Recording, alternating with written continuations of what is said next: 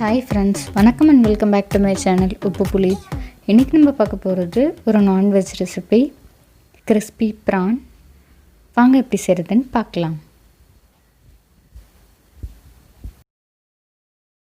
அரை கிலோ போல் ப்ரான் எடுத்து வச்சுருக்கேன். அதில் 1/2 ஸ்பூன் மஞ்சத்தூள், 1 ஸ்பூன் மிளகாய்த்தூள். இந்த இடத்துல நீங்கள் காஷ்மீரி மிளகாய் கூட சேர்த்துக்கலாம்.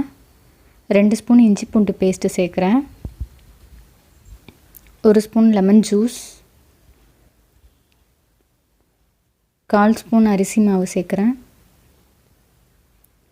ஒரு முட்டையில் பாதி முட்டையை மட்டும் இப்போ சேர்க்குறேன். பாதியை நான் எடுத்து வச்சுக்கிறேன் பின்னாடி யூஸ் பண்ணுறதுக்கு. 1/2 ஸ்பூன் உப்பு சேர்த்துட்டு இது எல்லாத்தையும் நல்லா கலந்து விட்டுட்டு இது ஒரு மினிமம் ஒரு 1 மணி நேரமாவது ஊற வைக்கணும்.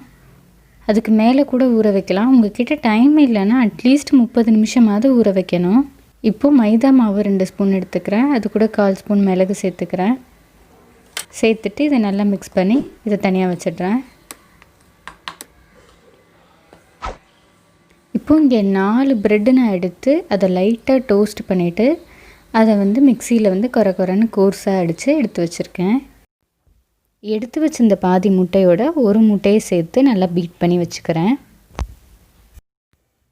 ஊற வச்சிருந்த ப்ரானை ஃபஸ்ட்டு மைதா மிக்ஸில் போட்டு மைதா நல்லா ஒட்டுற மாதிரி மிக்ஸ் பண்ணிக்கிறேன். மிக்ஸ் பண்ணிவிட்டு அதை எடுத்து முட்டையில் நல்லா டிப் பண்ணிவிட்டு முட்டையோட எக்ஸஸை எடுத்துட்டு ப்ரெட்டு தூளில் போட்டு நல்லா மிக்ஸ் பண்ணிவிட்டு எடுத்து வச்சிட்றேன்.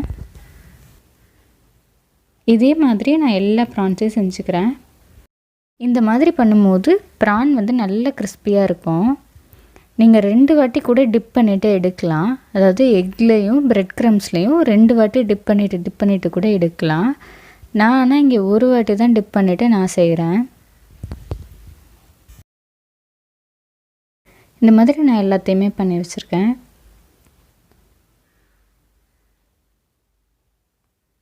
ஒரு பேனில் தேவையான அளவுக்கு எண்ணெய் ஊற்றிக்கிறேன். பொரிக்கிறதுக்கு தேவையான அளவு இருந்தால் போதும். இப்போது எல்லாம் ரெடி பண்ணி வச்சுருந்த எல்லா ப்ரானையும் இதில் சேர்க்குறேன். சேர்த்துட்டு 5 நிமிஷம் லோவில் வச்சுருந்தாலே போதும். நல்லா 2 பக்கமும் நல்லா கிறிஸ்பியாக வரும்.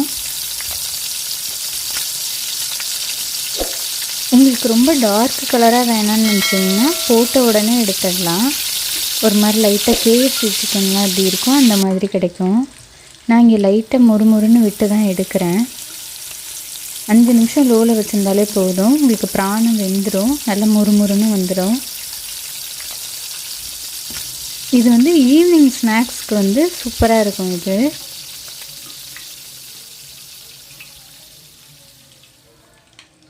அவ்வளோதான், நம்ம ப்ரான் சூப்பராக ரெடி ஆகிடுச்சு. நீங்களும் இந்த கிறிஸ்பி ப்ரானை ட்ரை பண்ணி பார்த்துட்டு எப்படி இருந்ததுன்னு கமெண்ட்ஸில் சொல்லுங்கள். Meet you all in the next video. Until then, bye bye from me.